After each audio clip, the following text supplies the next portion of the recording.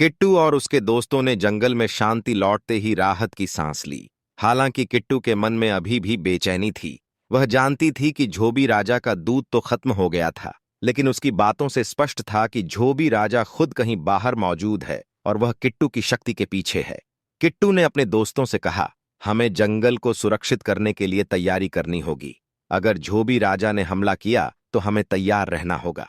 अचानक जंगल के सबसे पुराने और विशाल पेड़ से एक गूंजती हुई आवाज आई, किट्टू, तुम्हारे अंदर जो शक्ति है वह सिर्फ तुम्हारी रक्षा के लिए नहीं, बल्कि पूरे जंगल और इसकी हर जीवित आत्मा को बचाने के लिए है। तुम्हें उसे पूरी तरह से समझना और नियंत्रित करना होगा। किट्टू और उसके दोस्त हैरानी से उस पेड़ की ओर देखने लगे। पेड़ ने कहा, मैं इस जंगल का संरक्षक हूं। यह जंगल हजारों साल पुराना है और इसमें कई रहस्य छिपे हैं। झोबी राजा उन रहस्यों को अपनी काली शक्तियों के लिए इस्तेमाल करना चाहता है। तुम्हें झोबी राजा को रोकने के लिए प्राचीन शक्ति की तलाश करनी होगी। वह शक्ति जंगल के सबसे गहरे हिस्से में छिपी है, लेकिन वहां पहुंचना आसान नहीं होगा। किट्टू ने दृढ़ निश्चय से कहा, मुझे बताइए, मुझे कहां जाना होगा। मैं अपने जंगल को किसी भी कीमत पर बचाऊंगी।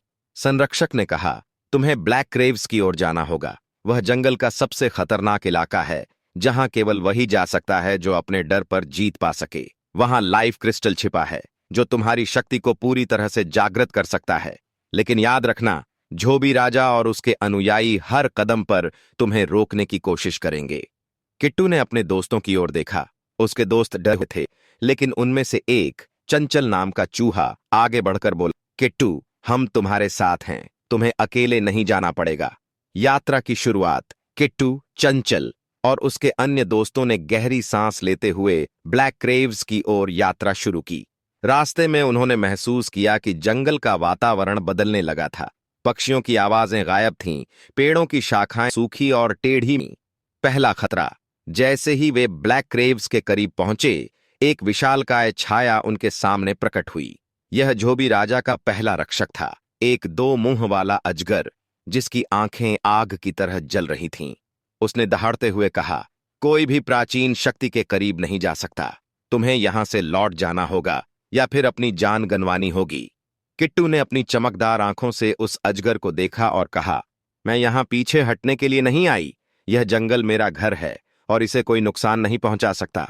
क्या किट्टू अजगर को हराकर आगे बढ़ पाएगी? क्या वह लाइफ क्रिस्टल तक पहुंचकर अपनी शक्ति को पूरी तरह से जागृत कर सकेगी? और सबसे बड़ी चुनौती, झोबी राजा का सामना कैसे करेगी? अगले अध्याय में पता चलेगा कि किट्टू और उसके दोस्तों का साहस उन्हें कहां तक ले जाता है।